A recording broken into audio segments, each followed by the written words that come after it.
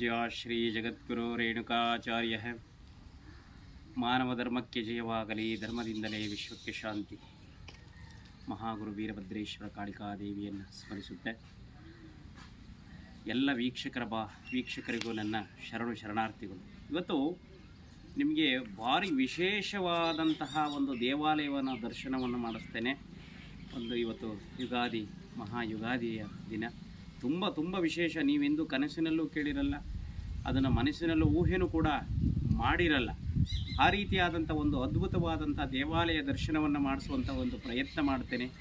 ನನ್ನ ಆದಿಜಗದ್ಗುರು, ನನ್ನ ಪೀಠದ ಮಹಾಗುರುವು ಮತ್ತು ಈ ಜಗತ್ತಿಗೆ ಧರ್ಮವನ್ನು ಸಾರಿದಂಥ, ವೀರಶೈವ ಧರ್ಮವನ್ನು ಸಾರಿದಂಥ, ಮಾನವ ಧರ್ಮಕ್ಕೆ ಜಯವಾಗಲಿ ಅಂತ ಸಾರಿದಿರ್ತಕ್ಕಂಥ ಒಂದು ಮಹಾಗುರುವಿನ ಒಂದು ದರ್ಶನ, ಒಂದು ಟೆಂಪಲ್, ಒಂದು ದೇವಾಲಯವನ್ನು ದರ್ಶನ. ಆ ಒಂದು ವಿಶೇಷವಾಗಿ ಏನಪ್ಪ ಅಂತಂದರೆ, 4 ಯುಗದಲ್ಲಿಯೂ ಕೂಡ ಈ ಒಂದು ದೇವಾಲಯದ ಇತಿಹಾಸ, ಇಡೀ ದೇವಾಲಯ ಕೃತಾಯುಗದಲ್ಲಿ ಹೇಗಿತ್ತು, ತ್ರೇತಾಯುಗದಲ್ಲಿ ಹೇಗಿತ್ತು, ದ್ವಾಪರ ಯುಗದಲ್ಲಿ ಹೇಗಿತ್ತು, ಕಲಿಯುಗದಲ್ಲಿ ಈಗ ಹೇಗಿದೆ, 4 ಯುಗಗಳನ್ನು ಸಾಕ್ಷಿಯಾಗಿ ನಿಂತಿರ್ತಕ್ಕಂಥ ಒಂದು ದೇವಾಲಯ. ಮತ್ತು ಅಲ್ಲಿ ಜ್ಯೋತಿರ್ಲಿಂಗಕ್ಕೆ ಸಮಾನವಾದಂತಹ ಒಂದು ಮಹಾಲಿಂಗು, ಎಲ್ಲಿ ಭಗವಂತ ರೇಣುಕರು ಉದ್ಭವಿಸಿದರು, ಎಲ್ಲಿ ಯಾವ ಸ್ಥಳದಲ್ಲಿ ಉದ್ಭವಿಸಿದರು, ಯಾವ ಸ್ಥಳದಲ್ಲಿ ಐಕ್ಯವಾದರು, ಆ ಸನ್ನಿಧಾನ, ಮೂಲ ಸನ್ನಿಧಾನವನ್ನು ನಿಮಗೆಲ್ಲರಿಗೂ ತೋರಿಸ್ತಕ್ಕಂಥ ಒಂದು ದರ್ಶನವನ್ನು ಮಾಡಿಸ್ತಕ್ಕಂಥ ಒಂದು ಪ್ರಯತ್ನ ಮಾಡ್ತಾ ಇದ್ದೀನಿ. ಬನ್ನಿ ವೀಕ್ಷಕರೇ, ಬನ್ನಿ ನೋಡಿ.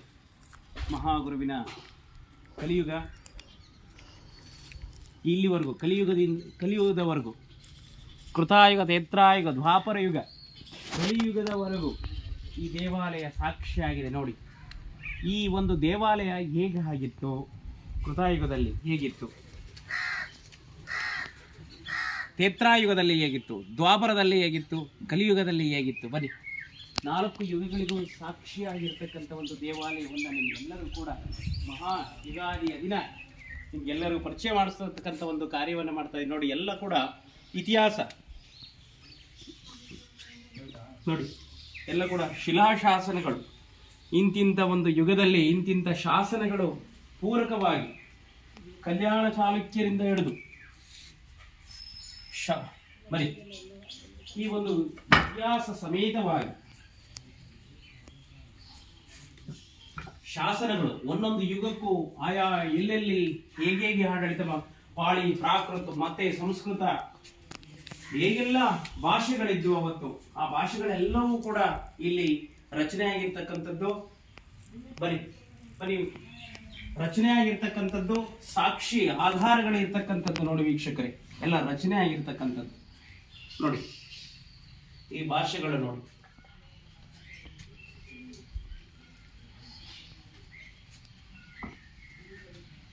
ಜೈ ಗುರುದೇವ. ಹೀಗೆ ಕಲ್ಲುಗಳು, ಇದೆಲ್ಲ ಇತಿಹಾಸ ಕಲ್ಲುಗಳು. ಬನ್ನಿ ವೀಕ್ಷಕರೇ, ಬನ್ನಿ, ಹಾಗೆ ಬನ್ನಿ, ಇಲ್ಲಿ ಬನ್ನಿ. ಈ ದೇವಾಲಯ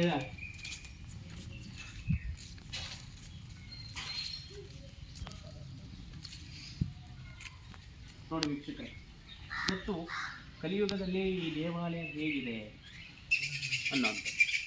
ಮತ್ತೆ ಈ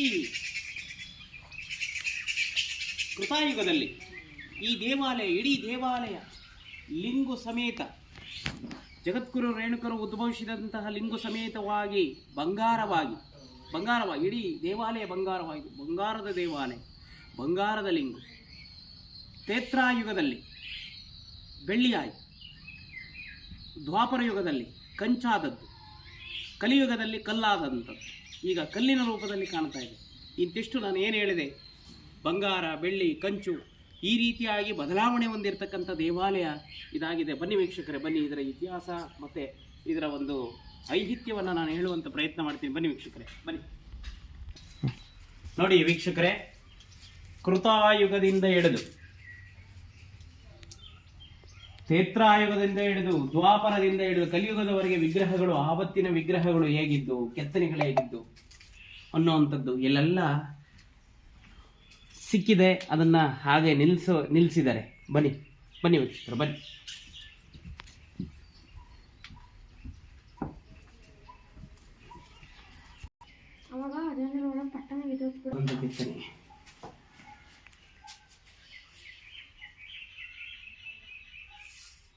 ವೀಕ್ಷಕರೇ ನೋಡಿ, ಹೀಗೆ ದೇವಾಲಯದ ಪ್ರವೇಶ ಮಾಡ್ತಿದ್ದಂಗೆ ವಿಶೇಷವಾದಂಥ ಪ್ರಾರಂಗಣ, ಮತ್ತೆ ಈ ದೇವಾಲಯ 4 ಯುಗಗಳಿಗೆ ಸಾಕ್ಷಿಯಾದದ್ದಲ್ವಾ. ಹಾಗಾಗಿ ಈ ಕ್ಷೇತ್ರದ ಕ್ಷೇತ್ರಪಾಲಕರು ಗೋತ್ರ ಪುರುಷರೂ ಆದಂತಹ ವೀರಭದ್ರೇಶ್ವರ ಸ್ವಾಮಿ, 4 ಯುಗಗಳ ವೀರಭದ್ರೇಶ್ವರ ಸ್ವಾಮಿ ಹೇಗಿದ್ದಾರೆ ಬನ್ನಿ ನೋಡಿ. ಬನ್ನಿ ವೀಕ್ಷಕರೇ, ಬನ್ನಿ ನೋಡಿ ಈ ದೇವಾಲಯ ನೋಡಿ. 4 ಯುಗಗಳಲ್ಲಿಯೂ ಒಂದು ಲೋಹಗಳ ರೀತಿಯಲ್ಲಿ ಬದಲಾಗಿರತಕ್ಕಂಥ ಒಂದು ದೇವಾಲಯ ನೋಡಿ. ಮಹಾಗುರು ವೀರಭದ್ರೇಶ್ವರರು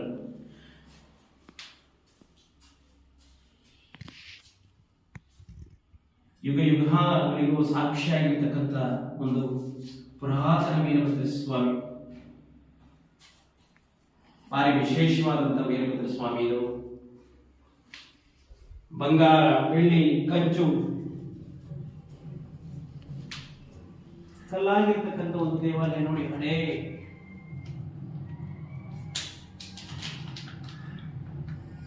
ಹಳೆಯ ಲಿಂಗಗಳ ಒಂದು ವಿಶೇಷವಾದಂತಹ ಸ್ಥಾಪನೆ. ಅವತ್ತಿನ ಕಾಲದಲ್ಲಿ ಏನೇನು ಯಾವ್ಯಾವ ರೀತಿ ಲಿಂಗಗಳು ಭಿನ್ನವಾಗಿರ್ತಕ್ಕಂಥದ್ದು ಎಲ್ಲದನ್ನು ಕೂಡ ತೆಗೆದಿಟ್ಟಿದ್ದಾರೆ ವೀಕ್ಷಕರೇ.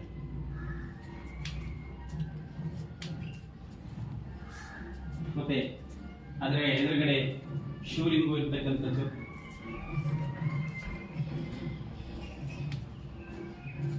ನೋಡಿ. ಇದೆಲ್ಲ ಹಳೆ ನಂದೀಶ್ವರ ಬಸವೇಶ್ವರರು, ಭಾರಿ ವಿಶೇಷವಾದಂಥ ಕೆತ್ತನೆ. ಸೌದೆ ಹೋಗಿದೆ ಸ್ವಾಮಿ, ಎಷ್ಟು ಸೌದೆ ಹೋಗಿದೆ. 4 ಯುಗಗಳನ್ನ ಕಳಿಬೇಕಲ್ಲ. ನೋಡಿ ಒಳಗಡೆ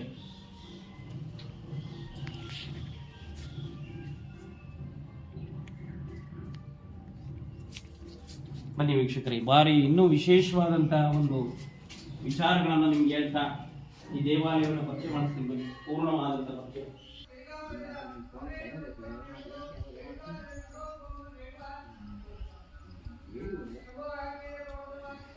ನೋಡಿ ವೀಕ್ಷಕರೇ. ಚಂಡಿಕಾದೇವಿ ಸ್ವಯಂ ಭೂ ಸೋಮೇಶ್ವರಲಿಂಗು, ಚಂಡಿಕಾದೇವಿ ಸ್ವಯಂ ಭೂ ಸೋಮೇಶ್ವರಲಿಂಗು ಇರತಕ್ಕಂಥ ಒಂದು ಸ್ಥಳ ಇದು. ಇವತ್ತಿನ ಆಂಧ್ರ ಪ್ರದೇಶ, ಕೊಲ್ಲರಪಾಕು, ತೆಲಂಗಾಣ ಒಂದು ಪ್ರದೇಶ, ತೆಲಂಗಾಣ ಪ್ರದೇಶ ಈಗ 2 ರಾಜ್ಯಗಳಾಗಿ ಒಡೆದಿದ್ದು. ತೆಲಂಗಾಣ ಪ್ರದೇಶದಲ್ಲಿ ಮತ್ತು ಕೊಲ್ಲನಪಾಕು ಅನ್ನುವಂಥ ಒಂದು ಕ್ಷೇತ್ರದಲ್ಲಿರ್ತಕ್ಕಂಥ ಒಂದು ಪವಿತ್ರವಾದಂಥ ದೇವಾಲಯ ಎಲ್ಲ ಶಿಥಿಲ ವ್ಯವಸ್ಥೆಗೆ ತಲುಪಿರ್ತಕ್ಕಂಥದ್ದು ನೋಡಿ. ಎಲ್ಲ ಶಿಥಿಲವಾದಂಥ ವ್ಯವಸ್ಥೆಗೆ ತಲುಪಿರ್ತಕ್ಕಂಥ ಮಹಾಚಂಡಿಕಾದೇವಿ, ಚಂಡಿಕಾದೇವಿ ಸ್ವಯಂ ಭೂ ಸೋಮೇಶ್ವರ ಲಿಂಗು ಇದ್ದಂಥ ಒಂದು ಸ್ಥಳ. ಈ ಲಿಂಗುವಲ್ಲಿ, ಈ ಸ್ವಯಂ ಭೂ ಲಿಂಗುವಲ್ಲಿ ಜಗದ್ಗುರು ರೇಣುಕರು ಉದ್ಭವಿಸಿ ಸಾವಿರಾರು ವರ್ಷಗಳು ಧರ್ಮವನ್ನು ಪ್ರಚಾರ ಮಾಡಿ, ಸಾವಿರಾರು ವರ್ಷಗಳು, 1 ದಿನ, 100 ದಿನ, 200 ದಿನ, 200 ವರ್ಷಗಳಲ್ಲ, ಸಾವಿರಾರು ವರ್ಷಗಳು ಮತ್ತೆ ಎಲ್ಲಿ ಉದ್ಭವ ಆದರೂ ಅಲ್ಲಿಯೇ ಐಕ್ಯವಾದಂತಹ ಒಂದು ಸ್ಥಳ. ಈ ಸ್ಥಳ ಆ ಲಿಂಗು 4 ಯುಗಗಳಿಗೆ ಸಾಕ್ಷಿಯಾಗಿ, 4 ಯುಗದಲ್ಲಿಯೂ ಕೂಡ ಬಂಗಾರವಾಗಿ, ಬೆಳ್ಳಿಯಾಗಿ, ಇಡೀ ದೇವಾಲಯ ಲಿಂಗು ಸಮೇತವಾಗಿ, ಮತ್ತೆ ಕಂಚಾಗಿ, ಈ ಕಲಿಯುಗದಲ್ಲಿ ಕಲ್ಲಾಗಿರ್ತಕ್ಕಂಥ ಒಂದು ಈ ಮಹಾಪವಿತ್ರವಾದಂತಹ ಕ್ಷೇತ್ರ. ಬನ್ನಿ ಆ ಲಿಂಗು ದರ್ಶನವನ್ನು ನಿಮ್ಗೆಲ್ಲರಿಗೂ ಮಾಡಿಸುವಂತ ಪ್ರಯತ್ನ ಮಾಡ್ತೀನಿ. ಬನ್ನಿ ವೀಕ್ಷಕ. ಜೈ ಮಹಾ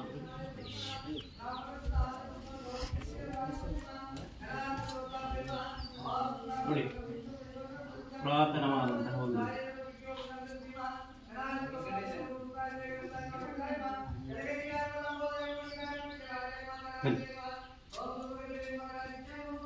ಬನ್ನಿ ವೀಕ್ಷಕರೇ.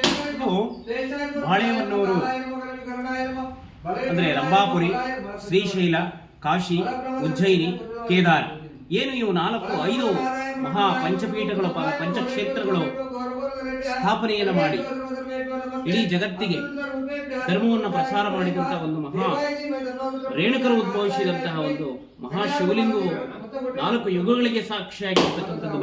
ಬನ್ನಿ ವೀಕ್ಷಕರೇ, ಪದೇ ಪದೇ ಒತ್ತಿ ಹೋಗ್ತಾ ಇದ್ದೀನಿ ಆ ಲಿಂಗು ದರ್ಶನ ಆಗಿರುತ್ತೆ ವೀಕ್ಷಕರೇ. ಬನ್ನಿ.